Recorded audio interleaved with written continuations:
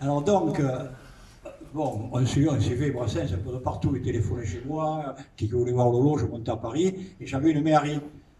On montait 2 jours avec Lolo pour monter à Paris, il y avait les portes qui tapaient comme ça. Et donc, on était chez lui, à la rue Saint-Anne-du-Mont, c'est chez lui. Et donc, on restait quelques jours. Et puis après, on allait le voir, on était avec lui quand il faisait la tournée des Tréteaux de France, de Jean Danet. La tournée partait d'Aix-en-Provence et elle s'arrêtait à Carcassonne. Et nous, on était toujours là tous les soirs. Il y avait Montpellier, Béziers, Carcassonne. Et on était dans les coulisses. Et les coulisses, la loge à Brassens, elle était fermée à clé, Gibraltar devant la porte, Père Antonien, personne ne rentrait. Mais il y avait quand même des personnalités qui rentraient dans la loge. Et un jour, on était là avec Lolo, et il y avait une dame d'un certain âge, hein, et elle dit devant tout le monde, elle dit, Monsieur Brassens, je voudrais un enfant de vous. Et Brassens, un peu gêné, il se tourne vers Lolo, et il dit, vous voyez ce monsieur, il est fait mieux que moi. Et ça va, le spectacle continue. Et on avait décidé que des amis à Lolo de Carcassonne, le docteur, je ne sais plus comment il s'appelait, ferait un cassoulet pour Georges Brassens le soir à leur maison. Et Brassens, il pensait qu'à ça, au cassoulet toute la soirée. Dès qu'il venait boire un coup d'eau, on disait le cassoulet, ça dure toute la soirée comme ça. Parce qu'il aimait manger, mais ce n'était pas un fin mangeur. Il mangeait beaucoup. Il remplissait des assiettes comme ça, et il mangeait. C'était pas un fin, il mangeait la charcuterie. Alors là, il adorait ça, il adorait la charcuterie. Mais c'était pas une fine gueule. Et donc, toute la soirée, bon, on décollait au cassoulet. Enfin, le spectacle fini, il fait un peu plus vite pour faire la signature, tout ça, et prêt à partir, et on s'en va. On prend la voiture, on sentait déjà le cassoulet dans la voiture. On arrive presque à ces gens-là, c'était dans un village en périphérie, les vignerons bouchaient la route, hein. On n'a jamais pu aller manger le cassoulet. Et Georges Brassens, il n'a jamais pu manger le cassoulet, et on lui a dit, fais une chanson là-dessus, il n'est pas fait. Une anecdote. Très bien, Jean. Ah tiens, on accueille. Alors, vous avez vu qu'il y a 2 photos de Georges Brassens ici. Ça, c'est chez lui. Ça, c'est chez lui, exactement. Et le photographe est ici. C'est Robert Cano. Voilà, il arrive. Il habite à Sète depuis une vingtaine d'années. Voilà. J'ai vu le chat qui s'appelle Kikou. Tu vois, alors tu vas parler de ta rencontre avec Georges. Voilà. Tu parles de ta rencontre avec Georges après. Oui. On revient. Alors, bonsoir, vous m'entendez? Oui. Je ne pas les consulter. Allez, à peu près. Voilà, donc ces 2 photos, elles ont une histoire assez simple. J'habitais au métro Plaisance, c'est-à-dire que c'était exactement à Paris, c'est dans le 14e, comme ça, près de la porte de Vanves. Et chez Jeanne, c'était quasiment un peu derrière, comme ça et tout. Donc, et comme dans les années 70, on ne savait pas quoi faire, on était jeunes, on s'emmerdait un peu, on s'est dit on va faire un journal de quartier. Donc on a fait un journal de quartier, alors on a parlé des vieux, des jeunes et tout, puis on s'est dit à un moment donné, le maire de Brassens, il a habité là et tout, donc pendant qu'on a l'interviewé, donc on n'était rien du tout, donc on a fait une lettre, on a envoyé à son secrétaire, comme ça on l'a déposé, et on a eu une réponse favorable. Et donc on s'est retrouvé rue Saint-Ouzemont, alors il y avait une jeune femme qui était avec moi, qui voulait l'interviewer, comme ça elle voulait faire la journaliste. Et pendant tout le temps où ça allait, elle tremblait, elle a pas dit 2 mots, donc j'ai fait un peu l'interview de Georges Brassens, en même temps quelques photos, mais je n'ai pas eu le temps de faire ce que je voulais vraiment. Voilà, donc Georges, apparemment, je n'ai pas copiné avec lui, il ne m'a pas réinvité et tout, mais il nous a reçus, c'est absolument charmant et gentil comme tout, voilà, rue Saint-Ouzemont.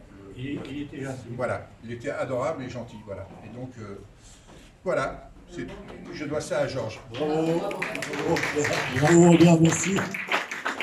Oui. Alors, il faut quand même préciser que ce quartier, avant que, même quand Georges Brassens est arrivé, dans les années, quelles années il est arrivé dans les années... il est arrivé quand il a vendu son appartement. Ouais. Après-guerre, c'était un quartier comme ça qui était plein d'artistes, parce que Giacometti était juste derrière et tout, dans son petit atelier pourri. La série noire est quasiment là, parce que c'est un quartier qui est derrière Montparnasse, derrière l'avenue du Maine. Voilà. 15e. Non, lui, il est dans le 15e, mais là, c'était le 14e. Voilà. Elle n'est pas, c'est vrai, 14e. Ouais. Voilà, bon, écoutez, bonne soirée, bon week-end.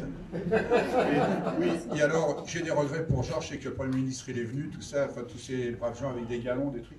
je pense pas qu'il aura apprécié plus que ça. Voilà. Voilà. Bon, ben voilà, c'est la vie. Qu'est-ce que t'en penses? Il y a des questions, vous voulez poser des questions, vas-y, monsieur.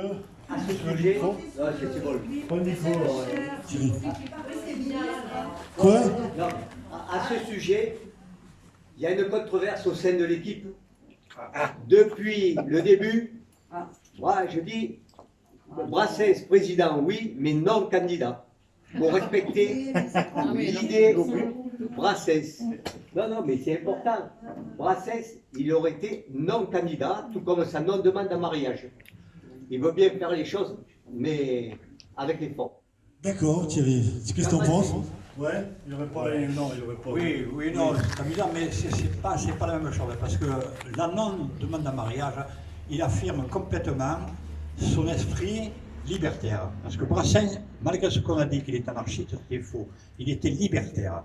Libertaire, c'est l'anarchie sans la violence. Lui, c'est la liberté avant tout, pas de chef, pas de patron. Et cette chanson, il n'a pas voulu se marier avec Joie, que j'ai bien connu, parce que c'était pour respecter sa liberté et celle de sa femme. Chacun chez soi, il habitait chacun chez soi. Et ça, c'est un libertaire, la liberté avant tout. Voilà. Absolument. Oui, monsieur.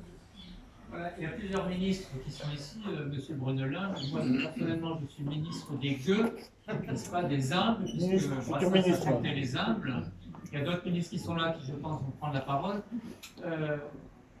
Très rapidement, puisqu'on a salué vos talents littéraires et puis il faudrait saluer vos talents culinaires, est-ce que vous pensez que Georges Brassens est un bon ingrédient dans la cuisine électorale qui va se mitonner en 2022? Est-ce que Brassens c'est un bon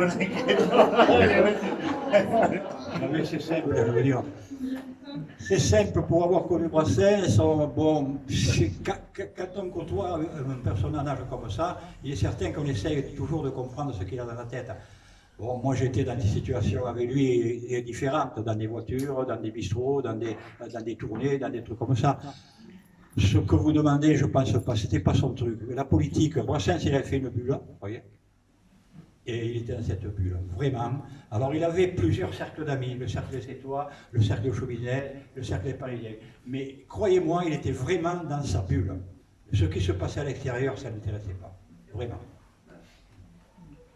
Ouais, c'est il a élevé le libertaire au stade de l'individualisme totalement. Ouais. Il était très timide. Oui, madame. Il était quand même sensible à certains problèmes extérieurs, à la mesure où il a fait quand même la chanson sur la peine de mort, contre la peine de mort. Oui, contre la peine de mort. Il s'est quand même engagé à sa façon, mais il s'est quand même engagé dans certaines textes. Oui, engagé, bien sûr. Ces textes, en réalité, ils traitent des problèmes de société, des problèmes de gens, des problèmes simplissimes en réalité. C'est le sens de ma question. Pour Martin, c'est simple ce qu'il raconte. Il ne va pas très loin dans la politique, ça n'intéresse pas la politique. Il a fait une chanson quand il était cambriolé à Crépierre. C'est des choses hyper simples, mais dites par lui, elles ne sont pas simples. Essayez d'écrire un truc sur le fait qu'on a cambriolé chez vous, c'est pas simple à écrire. Hein. Ouais. D'autres questions? Sans oublier mourir pour des idées. Mourir pour les idées. Et justement, il le dit. Là, cette chanson, elle dit tout. Quoi. Voilà, elle dit tout. Mourir pour des idées, en réalité, c'était surtout pas lui. Et il explique pourquoi ça ne sert à rien de mourir pour des idées. L'idée est excellente. Mais mourir pour des idées. Je vous remercie de ne pas l'avoir eu. De pas l'avoir eu. Non mais moi pardon.